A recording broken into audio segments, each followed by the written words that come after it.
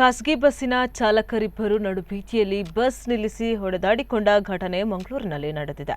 ಮಂಗಳೂರಿನಲ್ಲಿ ಖಾಸಗಿ ಬಸ್ಗಳ ಮಧ್ಯೆ ಟೈಮ್ ಕೀಪಿಂಗ್ ಹೆಸರಿನಲ್ಲಿ ಗಲಾಟೆ ನಡೆಯುವುದು ಕಾಮನ್.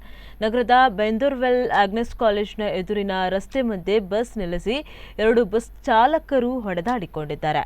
ಈ ವೇಳೆ ಟ್ರಾಫಿಕ್ ಜಾಮ್ ಆಗಿದ್ದು ಇತರ ವಾಹನಗಳ ಚಾಲಕರು ದಬಾಯಿಸಿದ್ದು ಕಾರ್ ಚಾಲಕನೊಬ್ಬ ಇಬ್ಬರನ್ನ ಎಳೆದು ಜಗಳ ಬಿಡಿಸಿದ್ದಲ್ಲದೆ ರಸ್ತೆಯಿಂದ ಬಸ್ ತೆಗೆಯುವಂತೆ ದಬಾಯಿಸಿದ್ದಾನೆ. ಬಳಿಕ ಇಬ್ಬರು ಬಸ್ ಚಾಲನೆ ಮಾಡಿದ್ದಾರೆ. ಚಾಲಕರು ಹೊಡೆದಾಡುತ್ತಿದ್ದರೆ ಬಸ್ ನಿರ್ವಾಹಕರು ನಿಂತು ನೋಡ್ತಾ ಇದ್ರು.